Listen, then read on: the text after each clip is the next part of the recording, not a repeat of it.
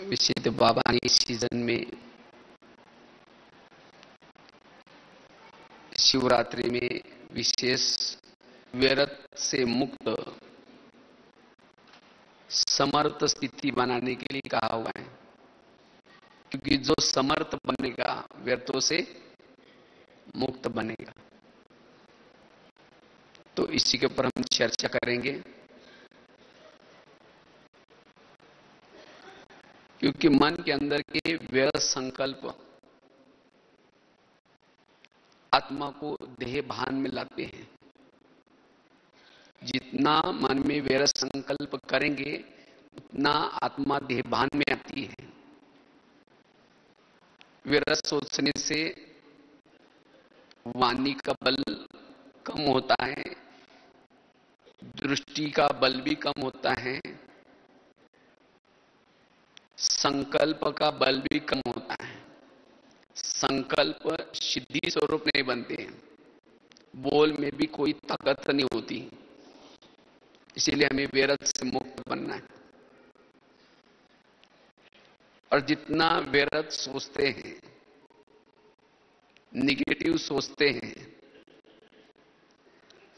उतना हमारी वृत्ति भी निगेटिव बनती जाती है।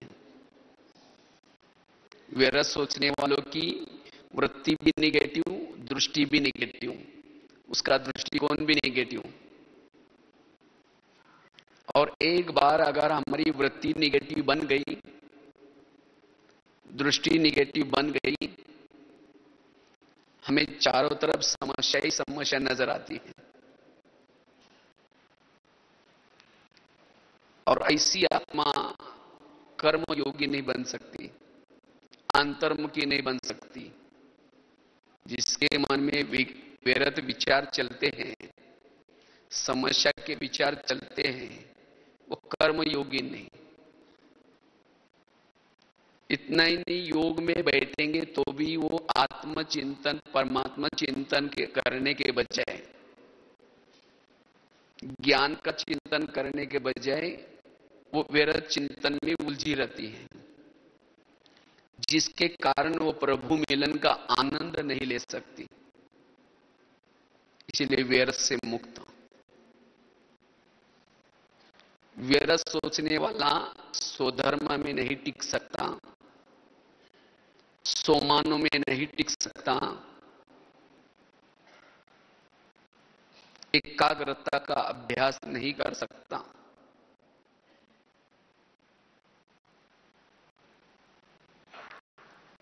ऐसी आत्मा जो व्यर्थ अंदर से चलता है, वो साइलेंस की स्थिति में नहीं रह सकता, जिसके कारण विधेय स्थिति, अशरीरी स्थिति, आत्मिक स्थिति बनाना उसके लिए मुश्किल लगता है। जो व्यर्थ से मुक्त है वही समर्थ है, वही सहनशील है।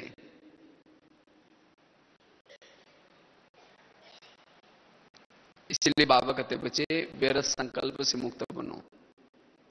वैसे तो दुनिया में व्यर्थ सोचने वालों को कहते हैं तनाव, तनाव पैदा हो गया। और तनाव को इंग्लिश में क्या कहते हैं? टेंशन। टेन मतलब कितना? 10, सन मतलब बच्चे। पहले तो 2-4 आए, फिर 10 पैदा होंगे तो कैसा रहेगा? और ऐसी आत्मा क्या कंप्लेन करती है, हम योग में बैठते हैं, पता नहीं क्या क्या संकल्प आते हैं, पता नहीं मेरा योग क्यों नहीं लगता, पता नहीं कैसी कैसी बातें मन में आती हैं। क्यों आते हैं? क्योंकि सारा दिन सोचा है। वो सोच वापिस आते हैं। योग में माया आते हैं, मतलब कोई राक्षस आकर के थोड़ी हिलाता है। वही सारा दिन की व्यर्थ बातें हमें आत्मचिंतन, परमात्मा चिंतन करने नहीं देती। और वैसे ही व्यर्थ सोचने वालों को, जो व्यर्थ सोचता है, नेगेटिव सोचता है, उसे अनेक प्रकार की मानसिक बीमारियां तो है, लेकिन शरीर की बीमारियां भी होना शुरू हो जाती हैं। क्योंकि विरस सोचने वालों का दिमाग कैसा रहता है? ठंडा रहेगा या गर्म रहेगा? गर्म रहेगा। इसे कहते हैं ना, जिसका पांव गरम, पेट नरम, दिमाग ठंडा, उस घर में कोई डॉक्टर है, उसको मार दो डंडा, वहां डॉक्टर की कोई जरूरत नहीं। लेकिन आजकल उल्टा होता है, पांव ठंडे और दिमाग गर्म रहता है। आज जितनी भी बीमारी है उसका कारण है मूल नेगेटिव सोच। वैसे और भी कोई कारण हो सकते हैं, लेकिन मूल कारण है नेगेटिव सोच। पेट की बीमारी, ईर्ष्या करने वालों को पेट की बीमारी होती है। इसलिए कहते हैं तुम मेरे को देख करके तुम्हारे पेट में जलन हो रही है क्या? फिर कहेंगे तो बहुत अच्छी थी, लेकिन इसीलिए अचानक इसका ऑपरेशन कैसा हो गया? दिखने में तो अच्छी है लेकिन ईर्ष्या करती है। किसी का ब्लड प्रेशर बढ़ता है, बीती हुई बातों को याद करने वालों का ब्लड प्रेशर बढ़ता है। शुगर होती है, दूसरों को अपने कंट्रोल में रखने की कोशिश करेंगे, मैं इसकी सास हूं, मैं इसका पति हूं, लेकिन आजकल कोई किसी की बात ही नहीं मानता है। फिर उस बात को चिंतन खुद करेंगे और उनको भी सुनाएंगे, मैं इसकी मां हूं, मैंने इस बच्चे को पढ़ाया लिखाया बड़ा किया, और जब इसकी शादी हुई अपनी पत्नी का मानता है, मुझे पूछता ही नहीं। अभी मेरी ऐसी हालत है तो बुढ़ापे में पता नहीं मेरे लिए क्या कर सकता है। उसको सुनाएंगे, उसको सुनाएंगे, चिंतन करेंगे। ऐसे बातों से बॉडी में केमिकल्स उतरते हैं और उससे शरीर की बीमारियां होती हैं। वो बच्चा क्यों नहीं मानता? जिसकी अपनी कर्मेंद्रिया कहना नहीं मानती, उसका कहना कोई नहीं मानेगा। आज किसी को दूर का कम दिखता है, दूसरे की बुराई को आके फाड़ फाड़ करके देखेंगे। आंखें फाड़ने से पुतली फैल जाती है, दूर का कम दिखता है। डॉक्टर के पास जाएंगे, कहेंगे डॉक्टर साहब मुझे दिखता ही नहीं। कहेंगे चश्मा पहन लो। चश्मा तो पहन लिया, फिर भी बुराई देखना नहीं छोड़ेंगे, नंबर बढ़ता ही जाएगा। आज किसी को नजदीक का नहीं दिखता, अपनी बुराई को डोंट केयर करेंगे, नहीं देखेंगे, नजदीक का दिखना कम हो जाएगा। आज किसी को अस्थमा दमा का प्रॉब्लम होता है, कोई भी बातों को पेट में दबा कर रखेंगे, खुल के नहीं बोलेंगे, दमे का प्रॉब्लम। किसी को स्पॉन्डिलाइट होता है, गले का प्रॉब्लम, रास्ते में जा रहे सब्जी लाने के लिए देखेंगे वो क्या करती है, वो क्या करता है, इधर उधर देखते जाएंगे। जो इधर उधर देखता है उसको स्पॉन्डिलाइट होता है। डॉक्टर एक बड़ा सा पट्टा लगाते गले में, पट्टे में गले में पट्टा लगाने के बाद 6 मास तक ना इधर देखता है ना इधर देखता है, सीधा देखते चलना पड़े।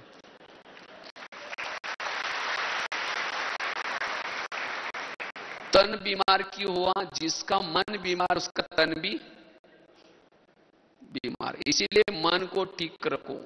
जिसने अपने मन को ठीक रखा उसका तन भी ठीक रहेगा। आजकल दुनिया में बहुत सारे हॉस्पिटल खुल रहे हैं, लेकिन ऐसे मन का हॉस्पिटल कोई है? और इसीलिए बाबा कहते ही ब्रह्मा कुमारी एक है, यह है मन का हॉस्पिटल, मन को ठीक करने के लिए है। इसलिए बाबा कहते बच्चे व्यर्थों से मुक्त बनो, अन्यथा आगे चल करके बहुत समस्या आएंगी, बातें आएंगी।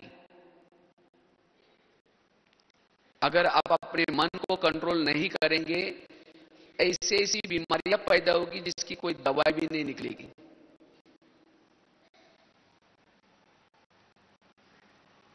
क्योंकि जिसके मन में व्यर्थ संकल्प चलते हैं उसको शांति नहीं है। घर में सब कुछ है, एसी है, गाड़ी है, सब कुछ है, लेकिन शांति नहीं है। और ऐसी आत्मा संतुष्ट नहीं रह सकती जिसके मन में व्यर्थ चलता है। वो संतुष्ट नहीं रहेगी, वो खुश नहीं रहेगी। क्योंकि इस सीजन की बाबा की पूरी मुरलियों का निचोड़ है, सदा खुश रहो, सदा संतुष्ट मनी बन करके रहो, बेफिक्र बादशाह बन करके रहो। यही पुरुषार्थ है, क्योंकि इसी पुरुषार्थ से हमारी अशरीरी स्थिति रहेगी। बाकी कोई कठिन पुरुषार्थ नहीं, सदा खुश। और ये विरत संकल्प हमें खुश रहने नहीं देता, क्योंकि विरत सोचने वालों की भावनाएं निगेटिव बनी है। जिस व्यक्ति ने उसके जीवन में समस्या निर्माण की है, उसके जीवन में विघ्न डाले हैं, उसके प्रति उसका दृष्टिकोण और दृष्टि निगेटिव बनी है। और जिसके कारण कभी रोब आता है, कभी क्रोध आता है। क्रोध भी निगेटिव का रिजल्ट है। जिसके मन में लगातार निगेटिव विचार चले उसको क्रोध आएगा।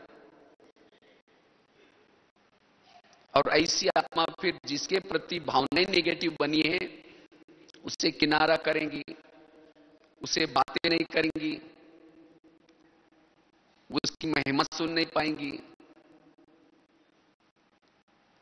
जिसको कहते हैं संस्कार नहीं बनते। इसीलिए अब हमें जो कुछ मन में व्यर्थ भरा हुआ है उसको अभी खत्म करना है। और यही तो बाबा ने शिव जी के ऊपर क्या चढ़ाया, जैसे आग का फूल चढ़ाते हैं, लेकिन सबसे बड़ा आग का फूल है ये व्यर्थ सोच। और तब हम फरिश्ता बनेंगे जिसके मन में व्यर्थ कुछ भी नहीं है। ऐसी आत्मा संपन्न और संपूर्ण बनती है। लेकिन ये पुरुषार्थ करने के लिए हम क्या करें, क्या करें जो मेरे अंदर व्यर्थ कुछ भी नहीं रहे। उसका पुरुषार्थ है, सबसे पहली बात है समर्थ विचार। समर्थ से ही हम व्यर्थों से मुक्त बन सकते हैं। और समर्थ विचार मिलेंगे कहां से? मुरली से। जितना स्मृति स्वरूप बनेंगे, समर्थ बनेंगे, व्यर्थों से मुक्त बनेंगे। बाबा ने आज तक हमें कितनी सारी स्मृतियां दी है। बच्चे अब घर चलना है, तुम पूर्वज आत्मा हो, तुम कलब कलब की विजयी आत्मा हो, तुम भक्तों के इष्ट हो। तो जितना हम स्मृति स्वरूप है उतना समर्थ है, उतना व्यर्थों से मुक्त है। इतना ही नहीं, रोज की जो मुरली है, अगर इस मुरली का भी चिंतन करते हैं तब हम व्यर्थों से मुक्त बन सकते हैं। मुरली का एक एक सेंटेंस लाखों करोड़ों का है। जो मुरली नहीं सुनता वो व्यर्थ चिंतन करता है, व्यर्थ से मुक्त नहीं बनेगा। इसलिए बाबा कहते रोज की मुरली सुनो और सारा दिन उसका चिंतन करो, बार बार स्मृति में लाओ। बाबा ने आज क्या कहा था, बाबा ने आज क्या बोला था। रोज की मुरली, बाबा ने दी हुई स्मृतियां, जितनी स्मृतियों को बार बार मन में दोहराएंगे समर्थ बनेंगे, व्यर्थों से मुक्त। जैसे बच्चा अगर चाकू के साथ खेलता है तो मां क्या करते हैं, उसका चाकू खींचेगी, छोड़ेगा नहीं और पकड़ के रख बैठेगा। अगर उस बच्चे से चाकू लेना है तो मां क्या करते हैं, उसको दूसरा खिलौना देती है। इसी तरह मन से निगेटिव रूपी खिलौना लेना है तो ये मुरली रूपी पॉजिटिव का खिलौना दो। चाकू लेना है निगेटिव का तो मुरली रूपी पॉजिटिव का खिलौना दो। समर्थ विचार दो, तब व्यर्थों से मुक्त बनेंगे। और वास्तव में जो मुरली सुनता है, मुरली का चिंतन करता है, उसकी बुद्धि स्वच्छ है। जो रोज की मुरली सुनता है उसकी बुद्धि स्वच्छ है। अस्वच्छ बुद्धि वाला, उसको किसी के अंदर की कोई कमी कमजोरी दिखाई नहीं पड़ेगी। जिसने सवेरे अमृतवेला का योग किया है, फिर क्लास में आकर के क्लास के पहले थोड़ा सा योग किया है, मुरली अच्छी तरह ध्यान से सुनी है, उसकी बुद्धि क्लीन और क्लियर होती है। उसको व्यर्थ कुछ भी दिखाई नहीं पड़ेगा। लेकिन केवल मुरली सुनते समय नहीं, लेकिन सारा दिन भी उस मुरली का चिंतन करना है। अगर मुरली को भूल गए तो निगेटिव विचारों से बुद्धि अस्वच्छ बनती है, और जिसकी बुद्धि अस्वच्छ है वो योग में भी जब बैठेगा उसको न परमधाम दिखता है न परमात्मा दिखता है, बुद्धि भटकती है। इसलिए सारा दिन अगर मन में पॉजिटिव विचार चलाएंगे तो बुद्धि स्वच्छ रहेगी, क्लीन क्लियर रहेगी। जो बीच बीच में मुरली को रिवाइज करने से, चिंतन करने से व्यर्थ दिखाई नहीं पड़ेगा। अगर कुछ किसी के अंदर कुछ व्यर्थ दिखता भी है, गलती उसकी नहीं है, गलती मेरी है, क्योंकि वो निगेटिविटी मेरे अंदर है।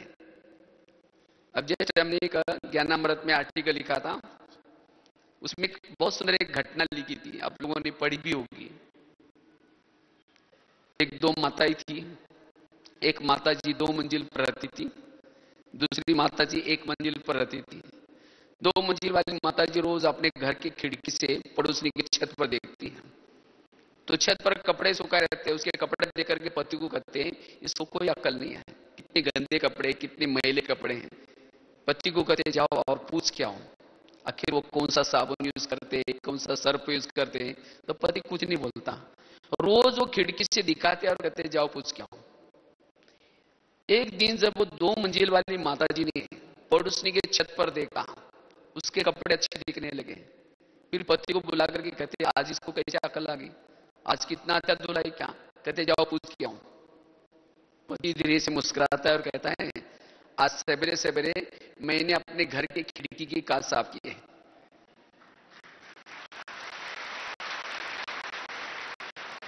माना रोज वो कैसी धुलाई करती थी, वो तो बहुत अच्छी धुलाई करती थी, लेकिन उसको गंदे क्यों दिखते थे, क्योंकि उनके ही घर के खिड़की के कांच गंदे थे। तो इसी तरह अगर मेरे अंदर निगेटिविटी है तो मुझे भी सब कोई हंसेगा तो भी लगेगा मेरे को देखकर जरूर हंस रहे हैं, किसी से बात भी कर रहे लगेगा मेरी बात जरूर कर रहे हैं, और यही हमारे व्यर्थों का कारण है। शंकाएं, कुछ शंकाएं, दोनों आपस में बैठे हैं तो लगेगा मेरी बात चल रही है जरूर, और उसके लिए निगेटिव वृत्ति बना दी। इसलिए बाबा कहते बच्चे अपने खिड़की को रोज क्या करो, और वो कहां साफ होगी, रोज सेंटर पर जाने से, रोज मुरली सुनने से, और केवल मुरली सुनने से नहीं लेकिन उससे पूर्व थोड़ा सा योग करने से। आजकल कई खिड़कियों पर ऐसे दाग होते हैं जिसके ऊपर केमिकल डाला जाता है। योग करना अर्थात केमिकल डालना, और फिर मुरली सुनना अर्थात उसके ऊपर झाड़ू लगाना या कपड़ा मारना, और बीच बीच में भी हमें उन बातों को याद करके अपनी बुद्धि को स्वच्छ रखना। दूसरी बात है व्यर्थों से मुक्त बनने के लिए ड्रामा के ऊपर विश्वास।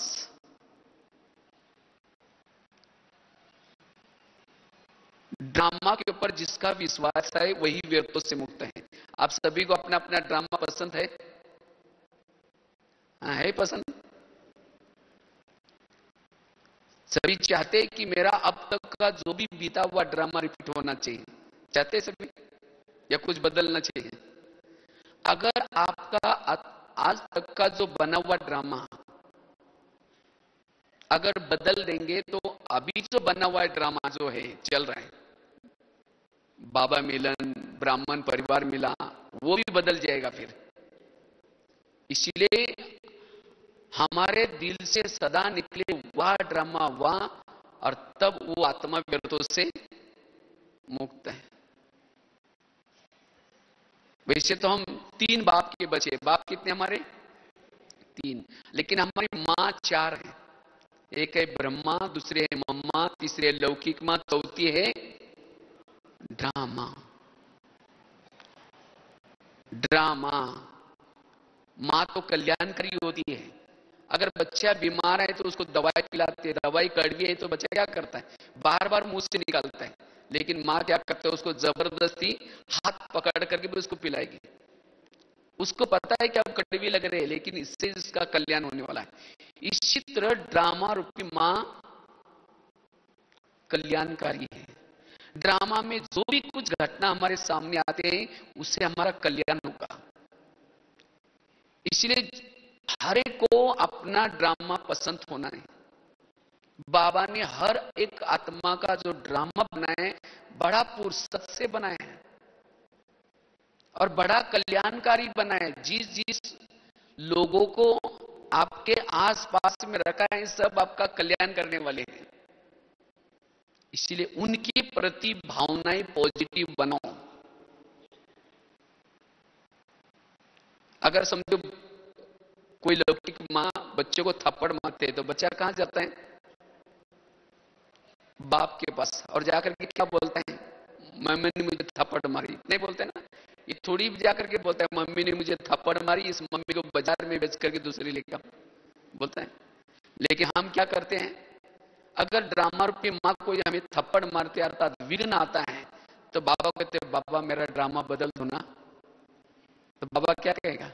इसीलिए बाबा कहते बच्चे वह ड्रामा वहां वही व्यर्थों से मुक्त है। चलो 2 मिनट।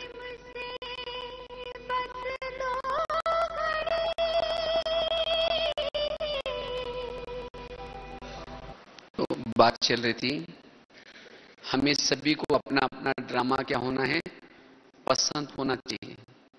जिसको अपना खुद का ड्रामा पसंद नहीं है, संबंध संपर्क वाले पसंद नहीं है, वो व्यर्थ सोचता है, उसका दृष्टिकोण नेगेटिव बन जाता है। तो इसलिए जो जैसे मेरे संपर्क में लोग हैं वो सब मेरा कल्याणकारी है। आज तक की जो भी कुछ विघ्न आए, समस्या आई, उन समस्या और विघ्नों ने मुझे प्रभु मिलन कराया। अगर वो समस्या ना आती, वो विघ्न ना आते तो हम यहां तक नहीं पहुंचते। इसलिए बाबा कहते बच्चे समर्थ सोचो, तब व्यर्थों से मुक्त बन जाएंगे। अब समझो कोई माता है, उसका अपना पति शराबी है, मारता है, झगड़ा करता है, रहना तो उसके साथ ही है। अगर उसके प्रति उसने नेगेटिव भावना बनाई कि ऐसा है वैसा है, सोच सोच करके जब घर में मुरली सुन करके जाएंगी तो जाते उसकी शक्ल देखते ही फिर कहेंगे फिर पी के आया, फिर ऐसा करता है, उसके लिए दुआएं नहीं निकलेगी, शुभ भावना नहीं निकलेगी। इसीलिए क्या करे, उसके प्रति पॉजिटिव दृष्टिकोण बनाए। भले कुछ भी करता है तो भी हमारी स्थिति अच्छी रहे। और उस माता के लिए तो पति तो बहुत मिले होंगे, सतयुग में मिले होंगे, त्रेता में मिला होगा, द्वापर में भी मिला होगा, अभी भी मिला है। सतयुग का पति तो बहुत अच्छे होंगे, ना कभी शराब पीता था, ना कभी मारता था, ना कभी पीटते होंगे, सोने के महलों में रहते थे, पुष्पक विमान घर में था, बहुत सारी संपत्ति थी, इतना अच्छा पति था। लेकिन क्या उस इतना अच्छा देवता पति के कारण शिव बाबा मिला? और अभी का पति शराबी है, मारता है, पीटता है, लेकिन उसके कारण कौन मिला है? इसीलिए और बाबा कहने बाबा ऐसा ही शराबी 5000 साल के बाद भी जरूर देना। तब ऐसा पति होने के बाद भी बड़ा आनंद आएगा, अच्छा लगेगा। इसीलिए संगम युग में हमारे आसपास में जो कुछ है सब हमारा कल्याण करने वाला है। इसलिए ऐसी बातों से भी खुश रहो। अगर वो बातें मेरे जीवन में ना होती तो मेरा कल्याण ना होता। इसीलिए बाबा ने हमारा जो ड्रामा बनाया है वो कल्याणकारी बनाया। तब व्यर्थों से मुक्त बनेंगे, ड्रामा के ऊपर विश्वास। तीसरी बात है, पहली बात आई रोज अपनी खिड़की को क्या करो, साफ करो, स्मृति स्वरूप बनो। जो बाबा ने स्मृतियां दी उसको याद करो, समर्थ बनो। दूसरी बात बताई ड्रामा के ऊपर विश्वास। तीसरी बात है अगर व्यर्थों से मुक्त बनना है, जीवन में आने वाली निगेटिव बातों को क्या बना दो, पॉजिटिव। जो सारा दिन में हमारे जीवन में जो कुछ बातें आती है निगेटिव, उसको पॉजिटिव में माना दो। अगर आपकी कोई ग्लानि करता है तो तुरंत मन में आता है किसने ग्लानि क्यों की, इसने तो बड़ों के पास जाकर के मेरी बातें बता करके मेरी भावनाएं खराब किया होगा। तो इसी बातों से इसको सोच करके वृत्ति निगेटिव बनती है, दृष्टि निगेटिव बनती है। लेकिन कोई बात नहीं, अगर आप सच है, आपको सोचने की क्या जरूरत है, उसको पॉजिटिव में लो। जो यहां मेरी ग्लानि करता है या जो मुझे ग्लानि करता है, अपमान करता है, वही क्या करेगा, गुलाब का फूल डाल करके एक दिन आएगा पूजा भी करेगा, आपका भगत बन जाएगा। अगर आपका कोई परचिंतन करता है, कोई बात नहीं, परचिंतन करने वाला आपका कीर्तन भजन गाने वाला भगत बनेगा। भजन में क्या करते हैं, दो चार जन मिल करके, एक जन ताल बजाता है, एक जन डपला बजाता है, एक जन गाता है, दो चार जन सुनते हैं, उसको क्या कहते हैं, कीर्तन भजन। तो परचिंतन में भी क्या होता है, दो चार जन इकट्ठे होते हैं, एक कहेगा हुआ है ही सी, दूसरा कहेगा हाँ मेरे साथ भी ऐसा क्या, माने एक जन ताल बजा रहा है, दूसरा डपला बजा रहा है, एक जन गा रहे हैं। अगर यहां कोई आपका परचिंतन करेगा वही आपका भगत बनेगा। तो योग में बैठेंगे तो बाबा को, बाबा आपने बहुत अच्छा भजन मंडली भेजी, कल भी किसी को भेज देना। तो ऐसी बातों से आपके अंदर निगेटिविटी नहीं आएंगी, ऐसी बातों से भी आपका चेहरा खिला हुआ रहेगा, आप संतुष्ट रहेंगे। लेकिन हम जब निगेटिव ले लेते तब जाकर के उसमें असंतुष्ट बन जाते हैं। कई बार मैं महाराष्ट्र का एक संत का एग्जाम्पल बताता रहता हूं, बड़ा अच्छा है, मुझे बहुत प्रेरणा मिलती है उससे। एक महाराष्ट्र में एक संत थे, तुकाराम महाराज नाम था, भक्ति करते थे। तो गली के लोगों ने उसको भक्ति करने के लिए मना किया, तब भी उसने नहीं छोड़ा। तो एक दिन सभी लोगों ने पकड़ करके उसके गले में सब्जी की माला पहना दी, बैंगन, टमाटर, आलू, मटर, मुंह काला किया, उसके बाल उतार करके हल्दी लगाई और उसको गधे पर बिठा करके गली गली में घुमाया। इतना भी नहीं छोड़ा, जहां उनकी पत्नी रहती थी वहां तक लाया और पत्नी को घर से बुला करके कहा, इनको बहुत समझाया था लेकिन नहीं माना, इसीलिए आज ऐसा किया। उसकी पत्नी देखते मेरे पति को ऐसा किया तो सबको गाली देती है।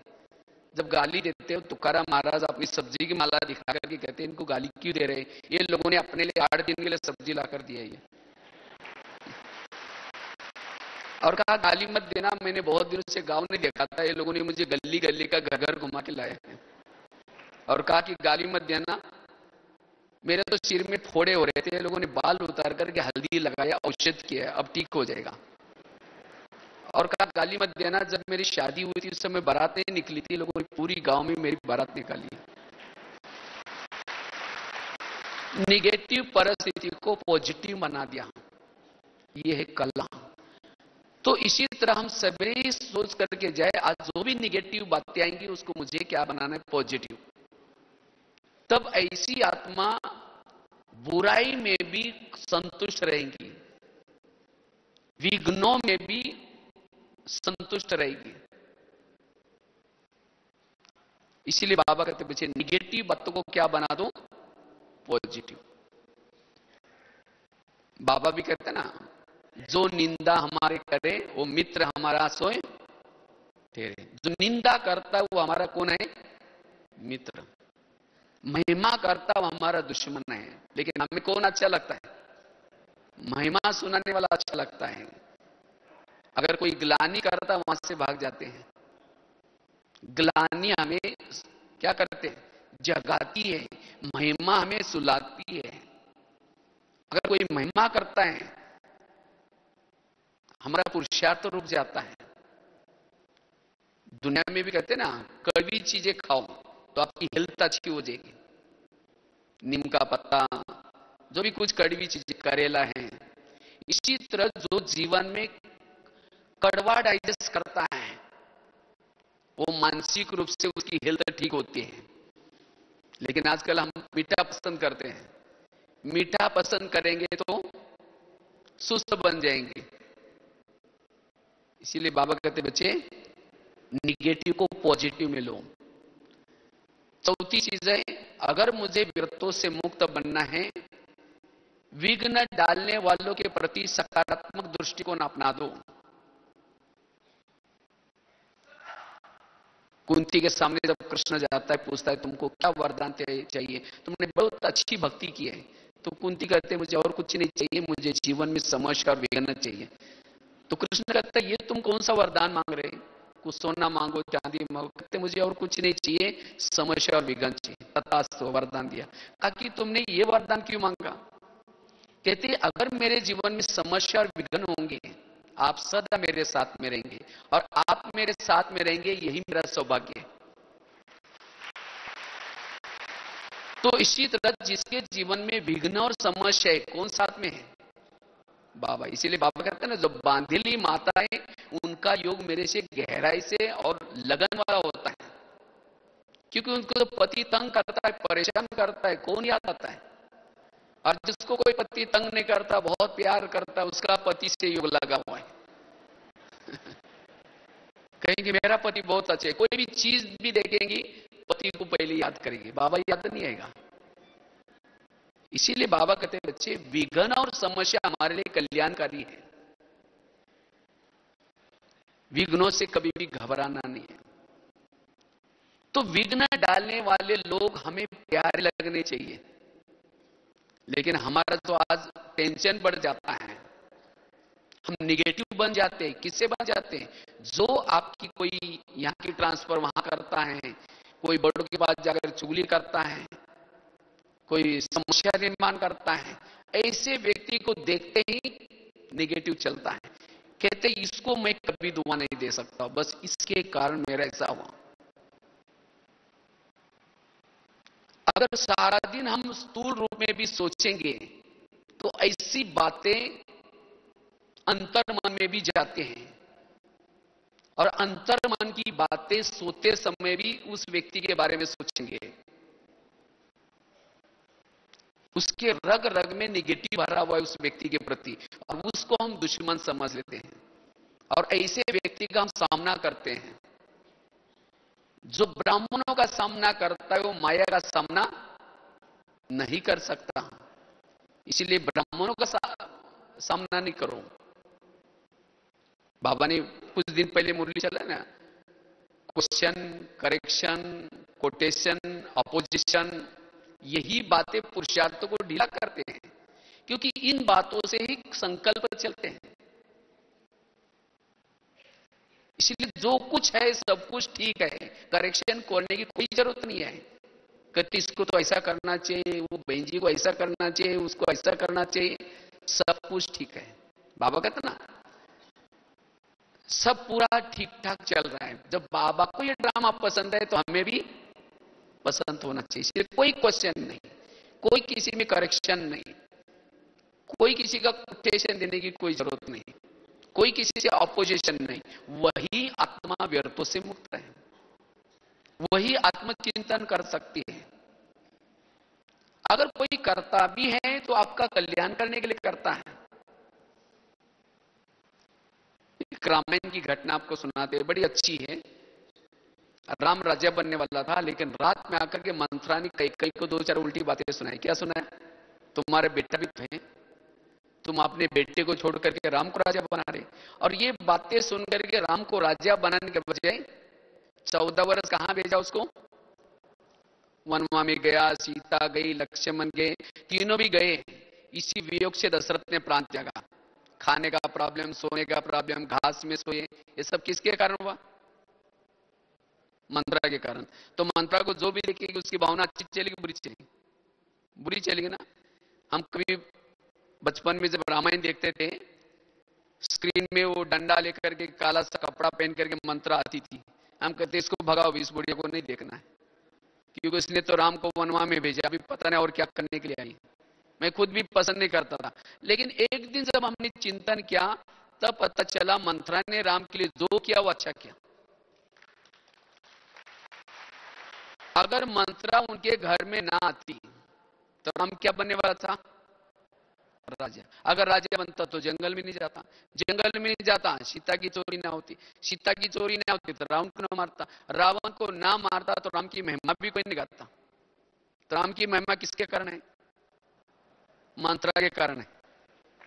इसी तरह हर आत्मा के पास भी बाबा ने ड्रामानुसार एक आदि मंत्र रखी है। वो चुगली करते हैं, यहाँ की ट्रांसफर वहां करते हैं, झगड़ा। और आज हम व्यर्थ हैं, जो अंदर से व्यर्थ जो आता है कभी उसके कारण आता है। कहते बस ये मेरा एक दुश्मन है, बस ये यहां से चला जाए, हम बहुत अच्छा रह सकते, इसके कारण में ऐसा होता है। अगर वो ना होता आप बहुत सुखी रहते। आपके घर में कोई ब्रह्मा कुमारी आती, कहते हमारा ज्ञान सुनने के लिए चलो, कहेंगे हमारे घर में बहुत शांति नहीं चाहिए। इसीलिए उस व्यक्ति का धन्यवाद जिसने हमें विघ्न डाले या अशांत किया। अगर राम के जीवन में मंत्रा ना आती, ना हनुमान मिलता, ना अंगद, ना ऋषि, ना मुनि, कोई नहीं मिलते। ये सब किसकी दौलत थी? मंत्रा की। इसी तरह आज आपके जीवन में इतना अच्छा बाबा मिला, दैवी परिवार मिला, दीदी दादियां मिली, ज्ञान मिला, ये सब इतना ऊंचा ब्राह्मण परिवार मिला, किसके कारण? आज तक की मंत्राओं के कारण, जिन्होंने हमें तंग किया, परेशान किया, जिसके कारण हम सुख ढूंढते ढूंढते ढूंढते यहां तक पहुंच गए।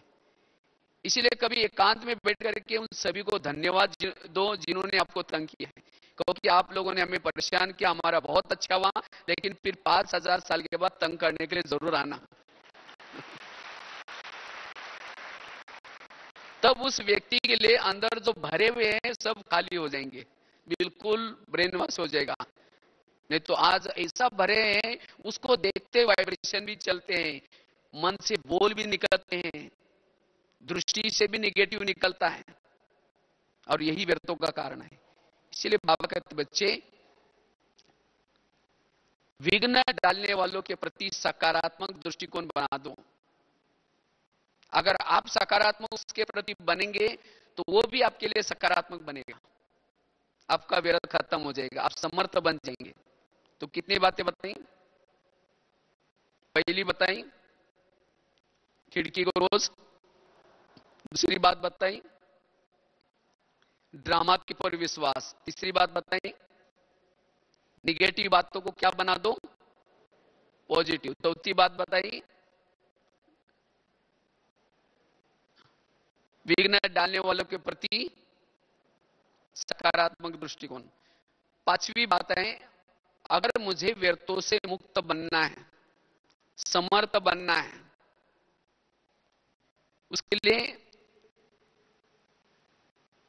अगर कोई व्यर्थ आपको आकर के सुनाता है, व्यर्थ आता कहां से?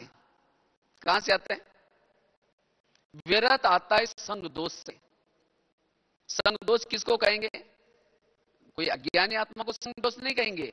अगर कोई आकर के किसी बहनों की, कोई सेंटर की, कोई भाई बहनों की अगर कोई बुराई करता है, वो है संग दोष। क्योंकि ऐसी बातें जब कान में जाएंगी तो वृत्ति निगेटिव बन जाएगी। इसलिए निगेटिव बातें सुनाने वालों से दूर रहना है। जिसको बाबा कभी कहते हैं ना, बच्चे झगमुई झगमुई मत करो, पर चिंतन की बातें हमें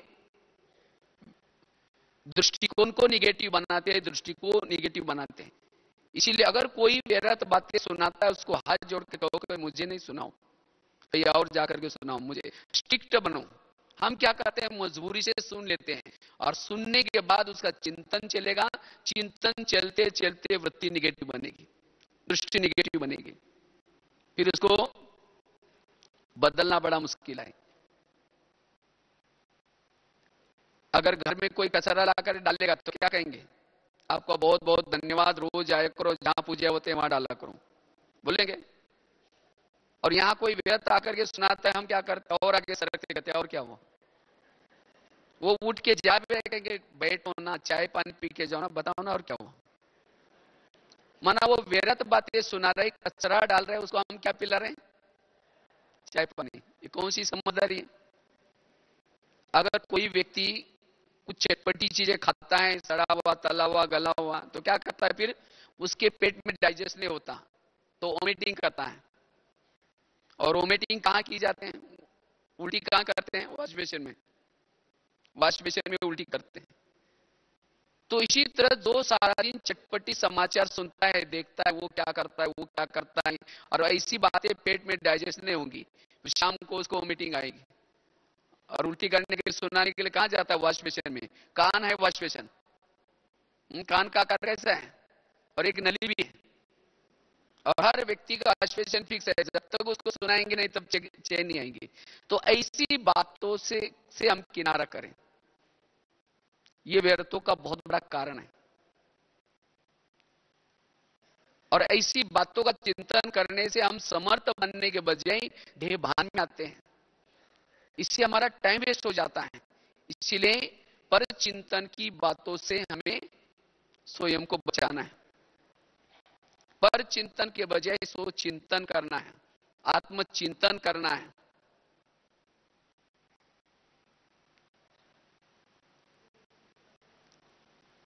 छठी बात है, अगर विरत से मुक्त बनना है, बाबा ने कहा ना, सेंटर निर्विघ्न बनाओ, जोन अपना निर्विघ्न बनाओ, अपने गृहस्थी को निर्विघ्न बनाओ, स्वयं को भी निर्विघ्न बनाओ। ये विघ्न आता क्यों? आज सेंटर का विघ्न कौन सा है? कहेंगे हम तो बहुत कुछ जानते हैं, बहुत कुछ करना चाहते हैं, लेकिन क्या करें, हमको कोई मौका ही नहीं देता, हमको कोई चांस ही नहीं मिलते, और इसीलिए जो चांस नहीं देते उसके प्रति क्या करेंगे? निगेटिव सोचेंगे,